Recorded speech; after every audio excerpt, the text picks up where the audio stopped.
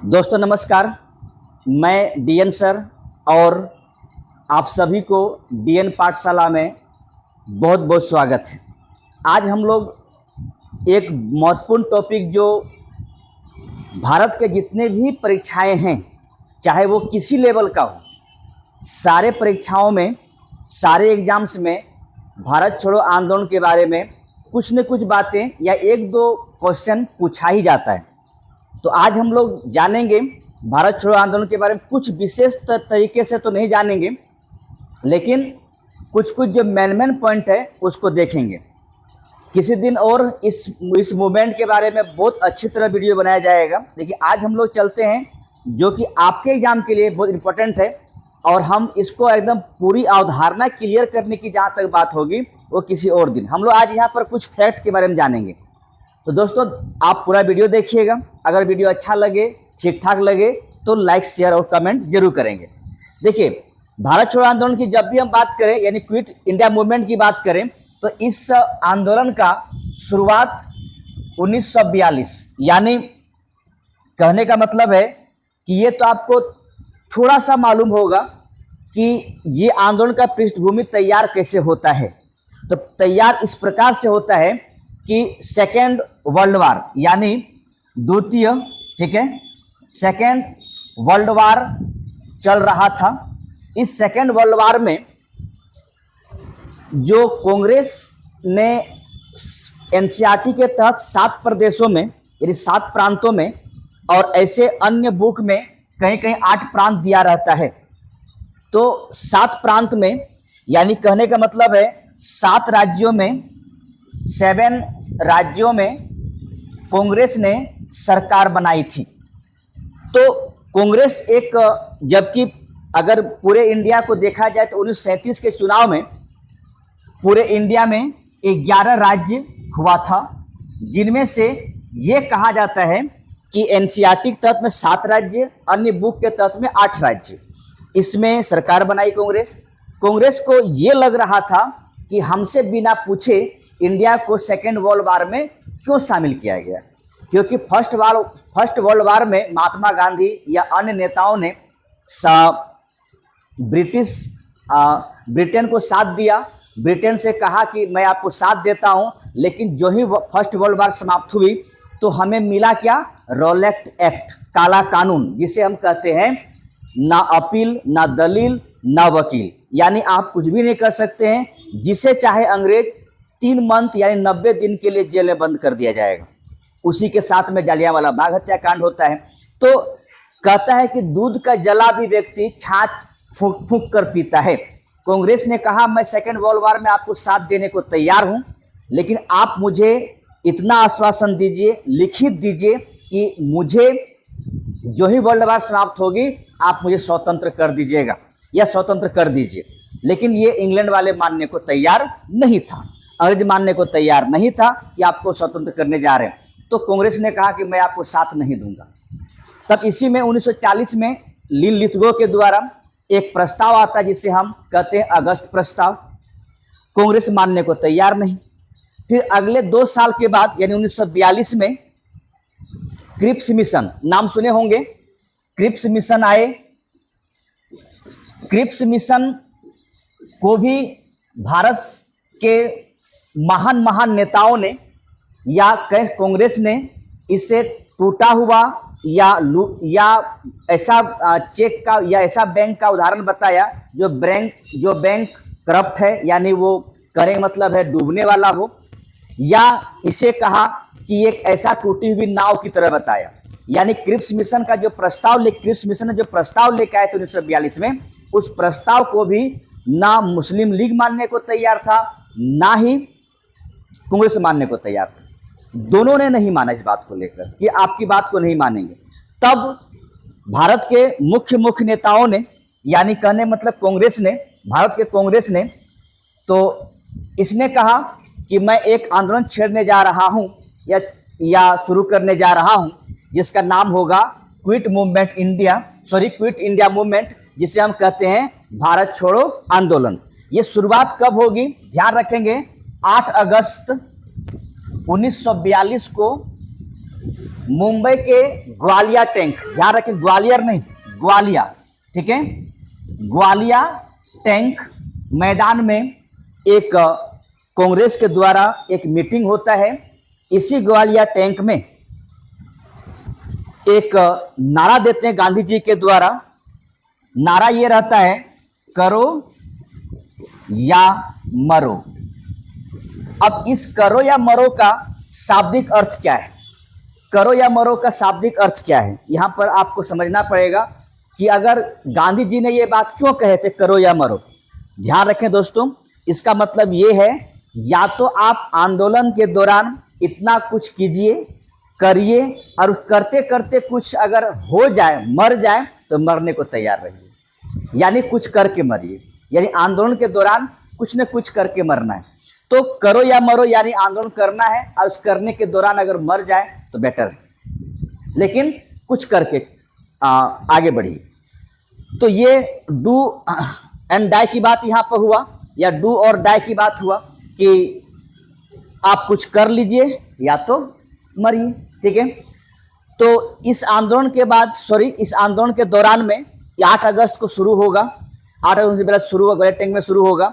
और ये शुरुआती दौर में होगा यूं कि 8 अगस्त के रात में ही ऑपरेशन जीरो आवर के तहत, ध्यान रखें दोस्तों, ऑपरेशन जीरो आवर के तहत,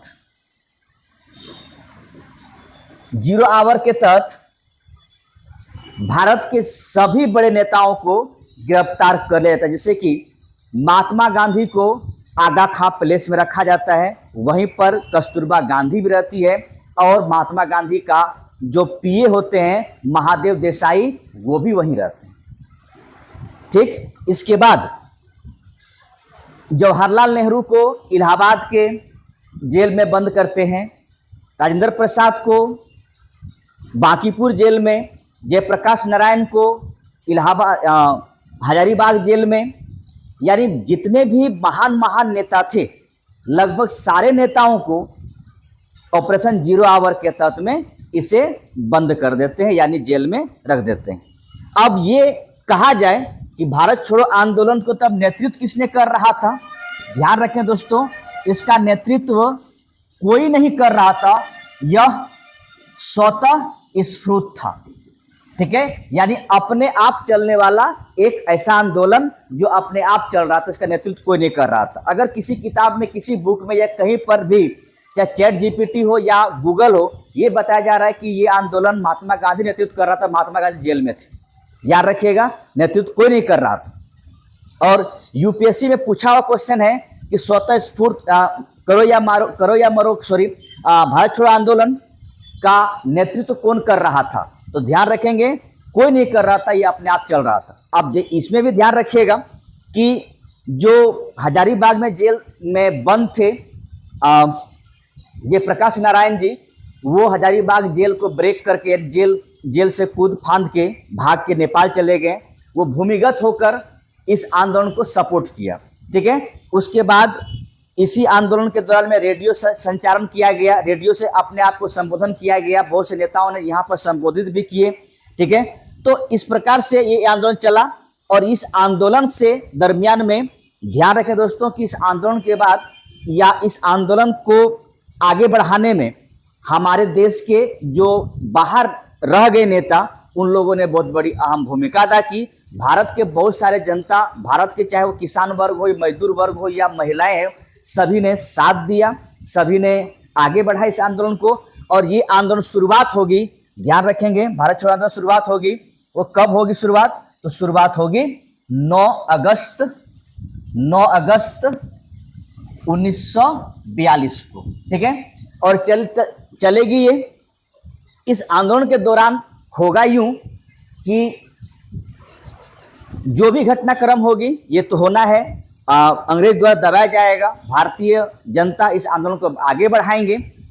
लेकिन होगा यूं कि गांधी जी को जब यहाँ पे गिरफ्तार किया गया था, तो गांधी जी को 1944 में इसे रिहा कर देते हैं, ठीक। और उसके बाद होता इस प्रकार से है कि एक हमारे यहाँ नया वायसराय आएंगे जिसका नाम होगा लॉर्ड वेवेल, ठीक है।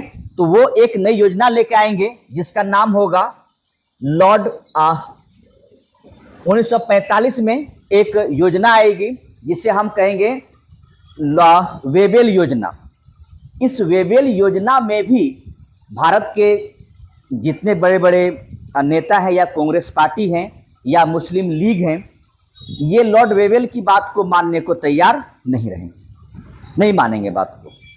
फिर इसके बाद होगा यूं कि अब तब क्या किया जाए, भारत को मानना बहुत जरूरी है क्योंकि उधर अमेरिका दबाव डाला हुआ है ब्रिटेन को कि आप भारत को अपने पक्ष में लीजिए, क्योंकि उस समय अमेरिका भी त्रस्त है इस युद्ध में। अगर सपोज कीजिए कि अगर अमेरिका ने जापान पर परमाणु बम नहीं गिराता तो जापान तबाह कर रखा था अमेरिका को। जापान तो तब न जापान तब मतलब अपने इस आंदोलन से पीछे हटेंगे, सॉरी विश्व युद्ध से पीछे हटेंगे कि उसके यहाँ पे 2 परमाणु बम गिर जाता है। ठीक है, तो ये 2 परमाणु बम गिरने की वजह से जापान पीछे हट जाएंगे और अमेरिका आगे आएंगे और इस अमेरिका ने ब्रिटेन पे दबाव डालेंगे कि आप इंडिया को सपोर्ट में लीजिए। जब वेबेल मिशन को भी नहीं माना गया तब 1946 में कैबिनेट मिशन आएंगे। ध्यान रखें दोस्तों, कैबिनेट मिशन आएंगे और इस कैबिनेट मिशन की बात को भी ना कांग्रेस मानने को तैयार था ना मुस्लिम लीग, क्योंकि कांग्रेस अगर मान भी लेता, आखिर मान भी लेता है, ध्यान रखेंगे मान भी लेता है, लेकिन मुस्लिम लीग मानने को तैयार नहीं था। क्यों तैयार नहीं था? कि मुस्लिम लीग का एक ही फंडा काम कर रहा था कि मुझे कुछ नहीं, पाकिस्तान अलग चाहिए, मुझे एक इस्लामिक कंट्री के रूप में मुझे पाकिस्तान चाहिए। और इस कैबिनेट मिशन में पाकिस्तान के बारे में कुछ भी बातें नहीं कहा गया था। तो लेकिन फिर भी इस कैबिनेट मिशन के तहत में एक कहते हैं संविधान सभा गठन किया गया। ठीक है, एक संविधान सभा की गठन किया गया और इस संविधान सभा में ध्यान रखिए दोस्तों, संविधान सभा में स्टार्टिंग में मुस्लिम लीग शामिल तो होता नहीं है, लेकिन बाद में वो शामिल होते हैं।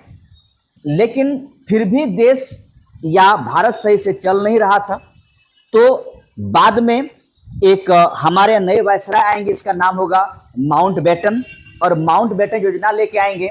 माउंटबेटन ने यहाँ से जो बातें समझे उस बात को ले जाकर ब्रिटिश संसद में कहा और माउंटबेटन ने एक बड़ी अच्छी बातें कहे कि आप जितना जल्दी हो सके भारत को छोड़ दीजिए। और इस प्रकार माउंटबेटन योजना के तहत में भारत को 2 भागों में बांटा गया, यानी एक भाग पाकिस्तान और एक भाग हिंदुस्तान। और उसके बाद भारत 15 अगस्त 1947 को भारत आज़ाद हो गया। तो ये था आज एक छोटा सा टॉपिक जिस पर हम लोग चर्चा किए। हम आगे चल के इसको विस्तार से पढ़ेंगे किसी दिन। आज हम यहीं रुकते हैं।